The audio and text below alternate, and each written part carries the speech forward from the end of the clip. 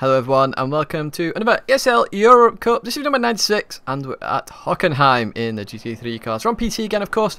That's where we're racing at the moment for Project Cars. So this is the qualifier. As you saw there, I was fairly far ahead of the other guys. So I'm just got after a clean start here to break that 1 second window and instantly get a cracking start. The rough off the line is absolutely amazing. Rough, probably the fastest car here to be honest, to pick. But I just come through there and already it's up to 1 second, so I'm instantly happy. There's a few incidents back there. Instantly happy I'm in that 1 second window. I just have to get around this corner, and if I'm at that 1 second gap with the slipstream, I can just cruise my way to the old victory in this qualifier. Of course, my main aim is to get to the finals because then I can compete for the €50. Advance to lap 6. We're 18 seconds ahead, so 3 seconds a lap. No problem here for me. So just come across the line, had a nice steady race. And we crossed the line there, just 137 dead. I think we get a 136.7 there, which is about my average pace in this car in a race. So the semi-final, as you can see, a lot closer. 136.8 for myself. Vernox 136.9, extremely close. Johan decided to try the Z4 for this one. Once again, I'm after that 1 second margin. So let's get ready for the lights. And away we go. So we get a good start there. You know, Vernox comes straight over, wants a good line for this corner. If you remember in the multi-class on PlayStation 4, I was on the inside. It's much harder to take that corner on the inside because of the bump, and actually got shortcut penalty there. But even so, in this race, I'm still ahead at the moment. So as we come into this corner, I'm just going to try and protect the inside line a little bit. You want to stay tight here. That corner is a corner loads of people get wrong. Don't go aggressive into that corner because you'll lose loads of time. Even so, I'll come out of this corner. I'm now trying to, you know, do I want to give anyone a bit of slipstream? Do I want the Z4? Do I want Vernox to have it? In the end, I just think I'll just take my racing line. I'm here. I'm just enough ahead here. So as I come into here, I'm a bit wary about people braking a bit late here. And as you can see, I think there might have been a slight bit of contact. Might not have been, not sure. But even so, I'm pulling away. So 7 tenths ahead of Vernox now. We're trying to get to that 1 second window. If he's in that 1 second window on the next lap, he's going to catch me up because of the slipstream. So we come into here. Get this nice and tidy there, absolutely perfect through there, and then we just want to lift off, then instantly back on the throttle there, as you heard. So we're still at 7 tenths at the moment. I think we've pulled like half a tenth in that complex of corners. 4.46 middle is a pretty cracking middle sector, to be honest. I just make a mistake there, really annoying. But Vernox is definitely fighting with Johan at the moment in the BMW Z4. It's helping me anyway, and as you can see, it's up to 1.3 seconds. We're going to make the final at this point, surely. So once again, I'm just coming round, trying to get this right, try and get that curve to bring me around the corner a little bit more, and head towards the start-finish line on this first lap. And then we advance a bit further. So we're going to finish 4 seconds ahead of Vernox there. So I'm pretty happy with that at that point. And once again, you're going to see my lap times have been a 136.7, 136.8 sort of area there. So that's my average pace, you know, in a race. The final, look at that, 136.7, and I just get pole from Mike Hoffman. Unusual name, we don't see him up there very often. 136.8. So again, same principle here. Can we get this 1 second margin? Can we do it?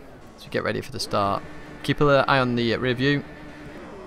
You just see TX3 Wheeler there. Was already moving before even the green light there. Manages to get ahead of Vernox and then get ahead of Mike as well. I'd say it's really tight that inside. Just narrowly missed a shortcut penalty there. Even an inch more over and he would have got a shortcut penalty. Very tight. As we come into this right-hander. Again, you can see behind everyone attacking that corner way too much. It's one of those corners where you want to take it tight and accelerate all the way around. Long acceleration period this. You want to go for it. So on 4 tenths at the moment, it's not enough. Got to keep pushing, You know, you can see the gap coming down.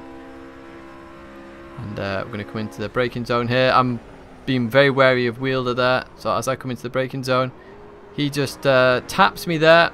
And I guess, you know, mistake there by him. But at that point, if you tap somebody, you really should just give that position back and not fight for that position still, because you've caused them to like lose time.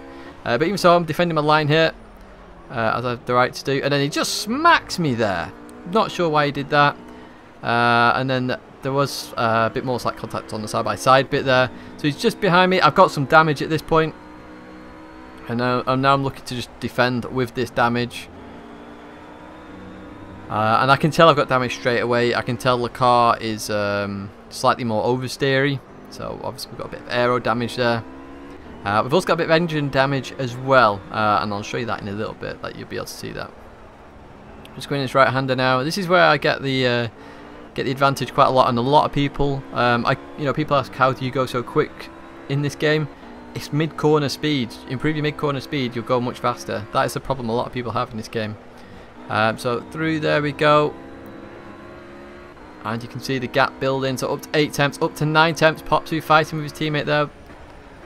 And I am at the moment pretty furious with TX3 Wielder there, because he hit me like 3 times.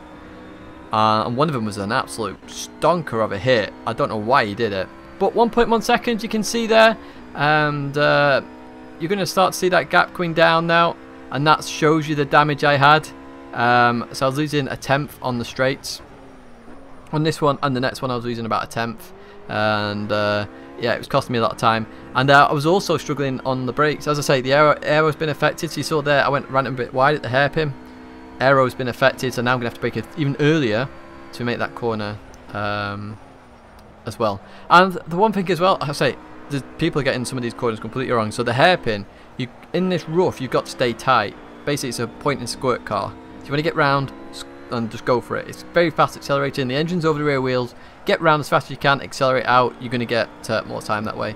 A lot of people driving this way too aggressively, as you'll see in a little bit anyway. So Popsu's in that 1 second window, and I know I've got damage at this point, so I know it's going to be a good old hard race to try and win this thing, especially with the damage that I've already got. I'm not sure where Popsu qualified actually. I think he might have been 5th from memory, but he was in the 37s, so I wasn't too worried with that. You know, I got 37.0 there. I know my middle sector is the one that's being affected. I mean, I got 44.9 there. I think this lap's a 44.8 in the middle. I know it's about 2 temps I'm losing in the middle sector, and it's just on the straights, generally speaking. A bit in the corners, I'd say the aero is damaged. I'm having to brake a slight bit earlier, but even so, it's more on the straights, and you can see that throughout this. So I'm literally on that 1 second window here, but I know he's going to start catching me because of, as we saw on the last lap, where it was 1.1, 1.2, he starts to gain as I get towards the top end, and once again, you can see that there, dropping into 9 temps, and then he's in the slipstream, so he's going to start catching me a lot more. You can see this time I make the corner just missed the apex slightly, but we make the corner a lot better than we did. And we continue on.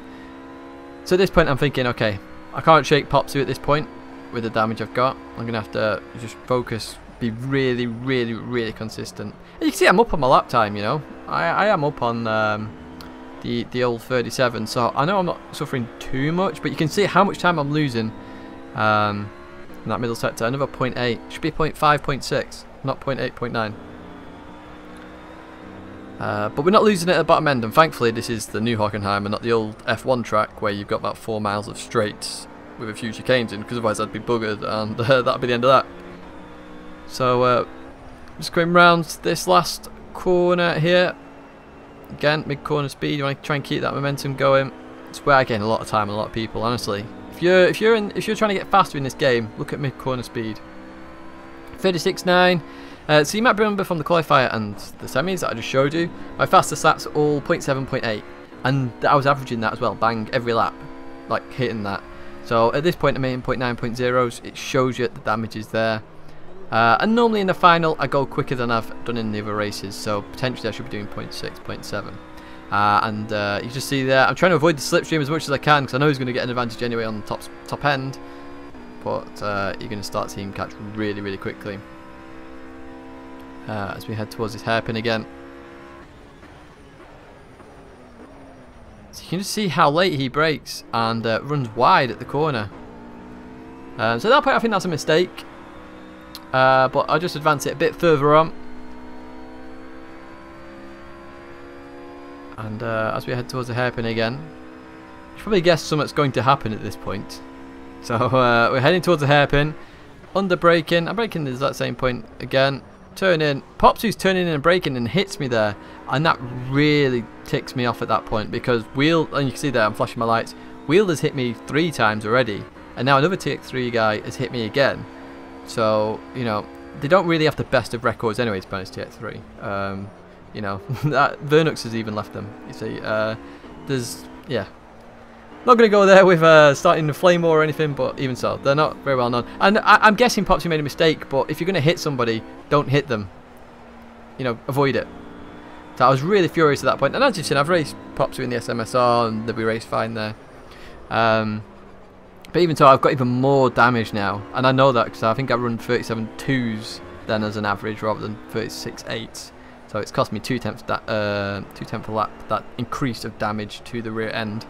Obviously, it exponentiates the more damage you get on a certain part of a car. In fact, there you go, 37.2. Who knew? So coming into this right-hander, I look in my rear view, and Popsy's obviously got front end damage, and I just think, yes, sod you, sod TX3, and you can see there my reaction as well. I show you my reactions. You know, I could filter that out if I really wanted to, but I'll show you my reactions because eventually I want to live stream some of this stuff. But I was so furious with TX3, really was furious. It was ridiculous. But as you can see, I've advanced it to lap 12. I'm now 3.8 seconds ahead.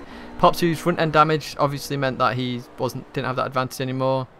But I think this was one of those races where I was, even though I won, I was so angry because I mean being hit 4 times by the same team, I just thought was silly. I didn't even get apologies after for it either. So Wielder only apologised after I said, "Does he want some of my car?" Which I said in the lobby. But even so, I won. So that's it for now from the ESL Go4 number 96. Obviously, I'll bring you number 97, which is at Brands Hatch. That's the next one. So I hope you enjoyed that video. I like to show the bit of the qualifiers, bit of the semis, and then as much as I can of the finals for you, the highlights. But yeah, that's it for now. There's a video playlist there of other Go4s if you want to watch them. There's my logos there if you want to subscribe. Like if you like it, dislike if you dislike it, and leave a comment if you've got anything to say. But that's it for now. I'll see you in the next one.